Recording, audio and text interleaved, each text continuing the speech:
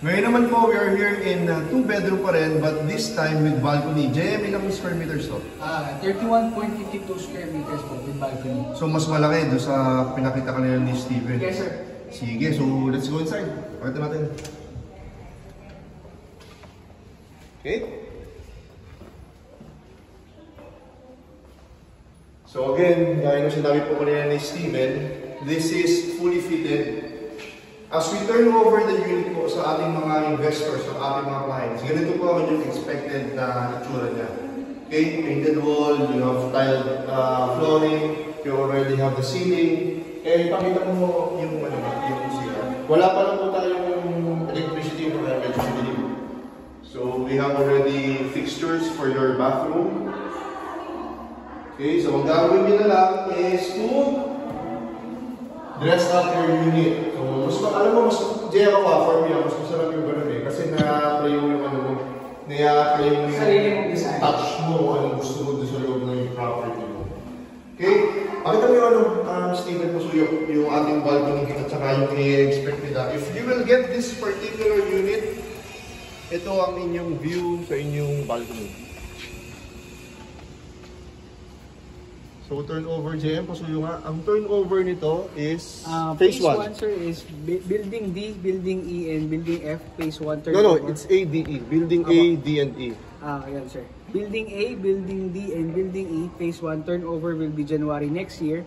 And the phase 2 is... January next year, so 2023? Yes, sir. 2023. O, isang buwan na lang. Almost very good, very good. sir, for turnover. Oo nga, patapos na to eh. So right now, we are here in building A. Yes, sir. So by January, may mga nakatira na rito. Okay. Tapos phase 2? Phase 2, sir, will be second quarter of 2024. And Okay. next naman po is 2025 for the phase 2. So sunod 2023, 2024, 2025. So I assume lahat ng... Ay, marami tayong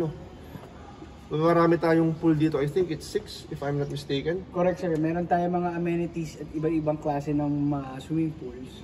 And magkakaroon din po tayo ng Charm Mall. So doon sa Charm Mall, meron tayong mga commercial area na priority yung mga unit owners to have their own business.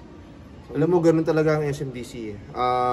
Aside from, well, makikita ninyo yung mga properties natin always besides SM. Kung hindi man siya katabi ng SM, SMDC sees to it na tatayuan siya ng sarili niyang commercial area.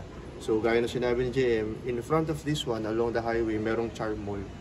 So, very exciting. Tsaka mabalikan ko lang yung pool out of those 7 towers, we have 6 pools in the project.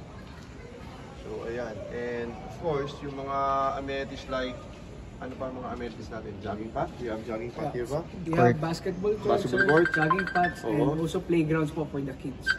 And we also have function room para dun sa mga unit owners na gusto mag-host ng event. Yeah. Yan. Yun yung mga advantages po of having this investment. And for this year end, meron tayong promo Yes, sir. for Charm Residences. So, magkano ang... Yan, sir. Ang price po ni Charm Residences is around 4.3 million. But because we have the holiday promo, magiging 3.2 million na lang siya. To be exact, sir. 3.2 million from 4.3 million. So 1.1 million ang discount? Almost, sir. And ang magiging monthly natin is around 6,800 pesos lang po. So that's the 10%? Of the, yes, sir. Correct. 10% ng 3.2? Yes, sir. For how many months? Payable po siya into 48 months. 4 years, so magaan.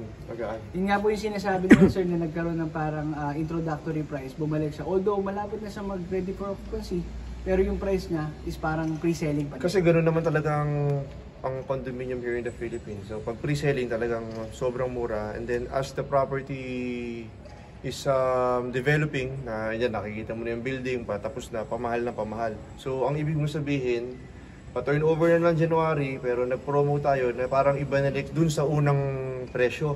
Yes, sir. Kaya yung mga iba pong bumili na ng unit owners, dinagdagan pa nila yung unit nila. Sige. So, baka mayroon ka pang gustong info na hindi pa natin nasabi? Okay na? Okay na, sir. Okay. Salamat. Thank you so much, Charm Residences.